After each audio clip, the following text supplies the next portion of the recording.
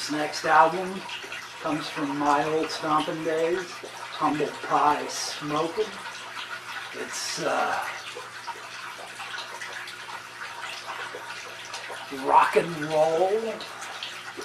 I'm going to side 2, 30 Days in the Hole, Roadrunner, Roadrunner's G-Jam, I Wonder, and Sweet Peace and Time. You might say that some of the songs after 30 Days in a Hole are a little bit lesser than the song itself, but I've listened to it so many times that they don't seem lesser to me. This is on the old AM Records label. Let's see, this came out in '72. This was 30 Days in the Hole was some kind of anthem for people of my generation. It's quite a record. It's quite a time. It's quite a flash to the past for me. Great music. Very early on, Creed Ezraeli Deers.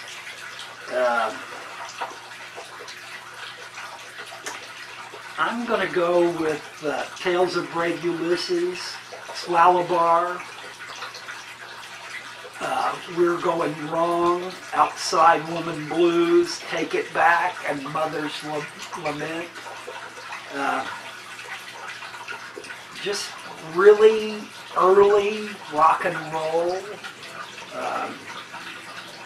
Probably one of the best super groups to ever be created. These guys were so talented that the only thing that could stop them was their own egos, and it did, as it most always does. 1967, Atco Records, just remarkable music, just remarkable time, just music that laid the groundwork for what we know as rock and roll today. And I'm not sure that the guys knew when they were doing it just what they were doing, but it sure has turned out that way. This band, Def Leppard, Pyromania, is probably not one of my favorite bands or one of my favorite types of music. It gets a little heavy for me at times, although this album itself, Pyromania, goes into them being a little softer, a little more refined. They lost some band members. Let's see. I'm going with the old roulette. I'm going with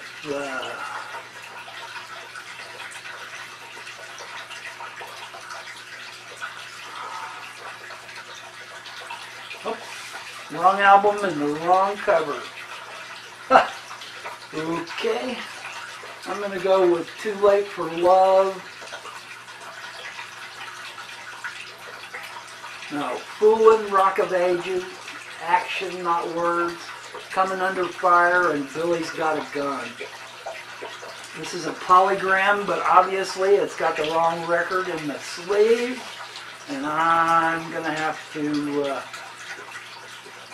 find the cover for Johnny and the Hurricanes, King Curtis, the String-Alongs, Baby Cortez, Joey D, and the Spaceman. Anyway, Def Leppard is a remarkable band that produced some incredible music in their genre and kind of stepped outside of their genre for some of these albums. A lot of the purists, heavy metal purists, didn't like it, but it allowed me to appreciate their music a little bit more. This is one of my favorite artists, Leo Kottke. He's kind of a niche artist. This is My Feet Are Smiling, and I'm going to go with Hear the Wind Howl, Busted Bicycle, Easter, Louise, and Blue Dot, Stealing, and Living in the Country. And I bought this album on a whim for one of my relatives for a Christmas present back when it first came out in '73. And they liked it so much that I went out and I listened to it and liked it so much that I went out and bought a copy for myself. And then started to love Leo Kottke. This is irreverent music. This is music done by one guy that sounds like four guys playing. Anybody that's ever studied Kottke and his guitar work will understand the difference of his music making, the uniqueness of it. I'm not sure that you can classify him in a genre. You can call him a classical guitarist, but that doesn't come anywhere close to the truth. Anyway, this is an album that is highly deserving to be in a contender for the perfect side. And I recommend anybody that doesn't know Leo Kottke's work to check him out at least, if not purchase. This guy, this album, John Denver, Poems, Prayers, and Promises. When this came out, it was just awe-inspiring. The difference of his music, the sincerity in his writing and his singing and his playing. You felt like you knew this guy your whole life, and he was one of your best friends, whether you'd seen him in 10 years or it had been 40 years since you saw him. You knew him. Take Me Home, Country Roads. I Guess He'd Rather Be in Colorado. Sunshine on My Shoulders. Around and Around. Fire and Rain. And the killer song on this album, The Box. I think we should all listen a little more to John Denver and have a little more heart and compassion for our fellow man. And I think if you listen closely to the lyrics of The Box and take it to heart, you'll feel that way. This was '71, the dreaded Dynaflex, but the album is still in great shape and plays just fine. I think when they first started making Dynaflexes, they weren't quite as bad as they got to be later on. All of the memories we shared.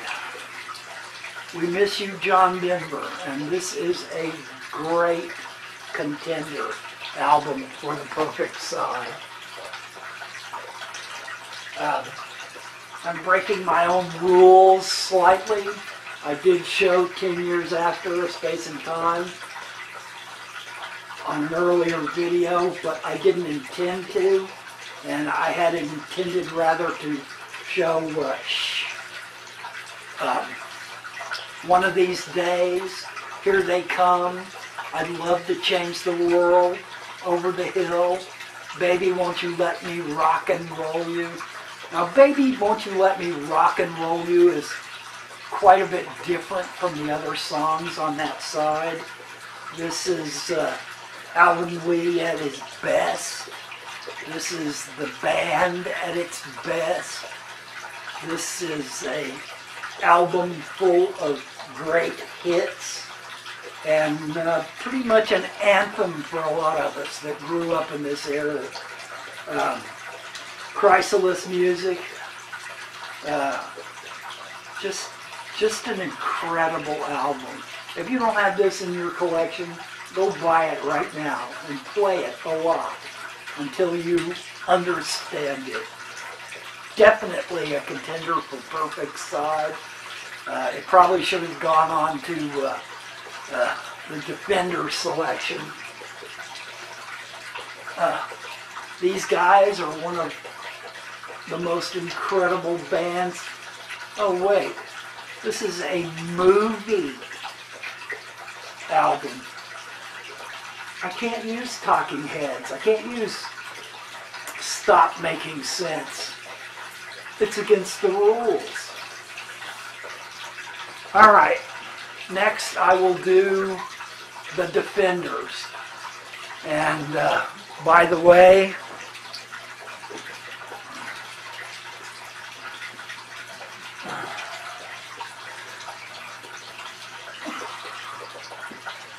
it's a huge stack. And you can see on top a little sneak peek of a Defender. Good luck, YouTube.